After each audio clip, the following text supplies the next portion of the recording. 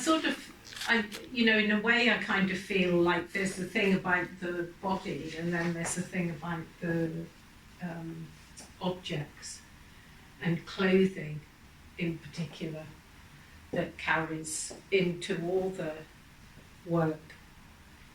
And I just kind of feel, rather than being more resolved, it just gets more and more sort of refined. It's not it's not like you come up with any answers, because there isn't any answers. You just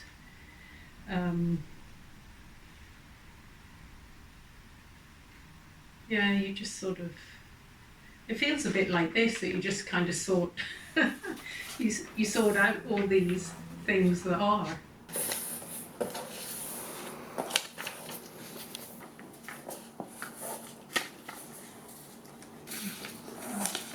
Well, when I was over on that side, I had views across the hills that way, which was nice. And then, I don't know quite what you'd see out that, a wee bit more of the hill. Does anything in Belfast visually tie into your work? Like, does what's outside this window, inform your work, or, like separate to your personal experience with these? Well, I think it's really important seeing mountains, like having a kind of, there's the city, and then beyond the city, the hills and the mountains, and it's almost like they leave this behind. And if you were to go, up for a walk on the Divis Mountain or whatever, you could look down with a perspective over the city that you can't have when you're on the ground, and that's more like a philosophical thing as well. Do you find that with running? Yeah, running would as well, like, because you just go out and you're outside and among, the trees or fields or whatever, and you're just looking around you and taking in and noticing, the trees are turning autumn, or,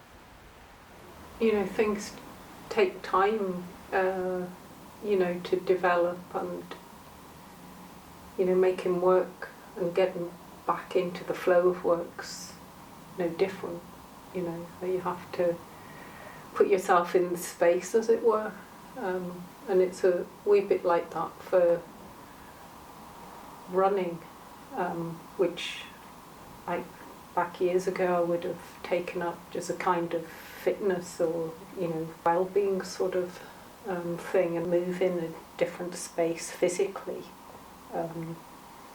So you're out in the landscape and among the trees or by the river or whatever. And also mentally you can be in tune with a different sort of aspect. I think that's really important. Again, gives you time to contemplate or not even think.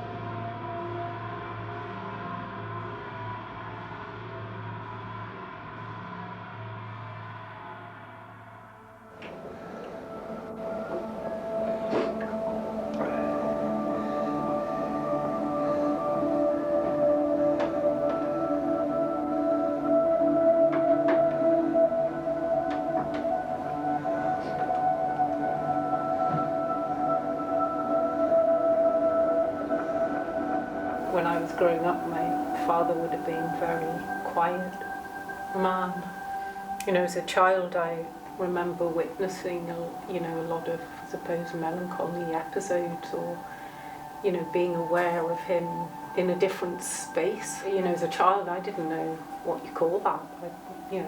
I certainly didn't know how to help. But I do think it had a really big influence on me. The fact that my mother, who was a nurse, and after she'd had us as a family, she returned to work. She was quite a willed person, and I think she enjoyed her work. Belief in the good of nursing, and she was very, very, very committed, very high standards, and so on. There's been lots of challenges in terms of trying to keep going as an artist. Some of them personal challenges, and others like financial challenges. Back in the early 90s when I lost baby Paddy and the twins, I couldn't make work. I didn't feel creative, so I kind of, in a sense, lost my faith in what I was doing. It only returned, on the realisation that I either, do something positive, which art is, or I fall into the black hole. I just began tentatively again to make work. There's a kind of a sense of a realisation that that's what you have to do. I can't explain it in any other way except that it's you can't not do it.